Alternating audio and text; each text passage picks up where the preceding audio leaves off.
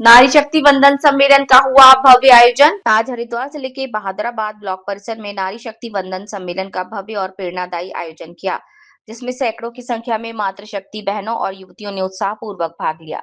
कार्यक्रम का उद्देश्य महिलाओं के सम्मान, सशक्तिकरण तथा उनके सामाजिक, आर्थिक और राजनीतिक अधिकारों के प्रति जागरूकता बढ़ाना रहा। सम्मेलन का शुभारंभ दीप प्रज्वलन और मां सरस्वती के वंदन के साथ हुआ। कार्यक्रम में मुख्य अतिथि के तौर पर भाजपा प्रदेश मंत्री डॉक्टर मीरा रतूड़ी और हरिद्वार की महापौर श्रीमती किरण जैसल रही। महापौर किरण जैसल ने संबोधित करते हुए कहा कि महिलाओं की भूमिका को राष्ट्र निर्माण की आधारशिला बताते हुए कहा कि आज की नारी हर क्षेत्र में अपनी प्रतिभा का लोहा मनवा रही है। उन्होंने केंद्र और प्रदेश सरकार द्वारा महिलाओं के सशक्तिकरण हेतु चलाई जा रही विभिन्न जन कल्याणकारी योजनाओं जैसे उज्ज्वला योजना, बेटी बचाओ बेटी पढ़ाओ, मातृत्व वंदना योजना आदि का विस्तार से जानकारी दी। नारी शक्ति वंदन अभियान अधिनियम महिलाओं को राजनीतिक प्रतिनिधित्व में नई ऊंचाई तक ले जाने का एक ऐतिहासिक कदम है, जिससे देश की लोकतांत्रिक व्यवस्था और अधिक सशक्त होगी। भाजपा प्रदेश मंत्री डॉक्टर मीरा रतूड़ी ने अपने संबोधन में कहा कि महिलाओं की भागीदारी बढ़ने से समाज में सकारात्मक परिवर्तन और समावेशी विकास को बल मिलेगा।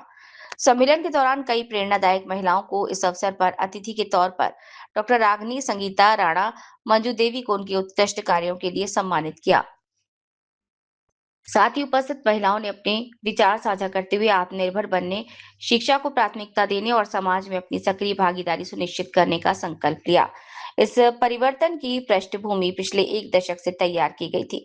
प्रधानमंत्री नरेंद्र मोदी के नेतृत्व में महिलाओं के सशक्तिकरण को एक व्यापक और जीवन चक्र आधारित दृष्टिकोण से देखा गया है। इस अधिनियम के लागू होने का सबसे बड़ा लाभ ये होगा कि शासन की प्राथमिकताओं में व्यापक बदलाव देखने को मिलेंगे और निर्णय प्रक्रिया में महिलाओं की भागीदारी बढ़ती है, तो शिक्षा, स्वास्थ्य, सुरक्षा, स्वच्छता जैसे विषय अधिक प्राथमिकता के साथ सामने आते हैं। महिलाएं नेतृत्व करती हैं तो सभी को लाभ होता है। कार्यक्रम संयोजक भाजपा प्रदेश उपाध्यक्ष रीता चामोली ने कहा कि यह अधिनियम केवल एक संवैधानिक व्यवस्था नहीं बल्कि विकसित भारत 2047 के संकल्प को गति देने वाला एक निर्णायक कदम है। अभियान को जन जन तक पहुंचाने का आह्वान किया। अंत में सभी प्रतिभागियों का आभार व्यक्त करते हुए कहा कि ऐसे सम्मेलन महिलाओं के आत्मविश्वास को बढ़ावा देने और उन्हें समाज की मुख्यधारा में सशक्त रूप से स्थापित करने में महत्वपूर्ण भूमिका निभाते हैं। इस अवसर पर रजनी वर्मा, विमला ढौंडियाल, प्रतिमा चौहान, सिमरन कौर, शालिनी, लता हिना, सीमा प्रीति, चंचल गुड्डी कश्यप, मंजू मुस्कान, रक्षा देवी, अनीता घड़ियाल, अंजू उपाध्याय, सपना पंडित, नीति शर्मा, चंचल आदि उपस्थित रहे।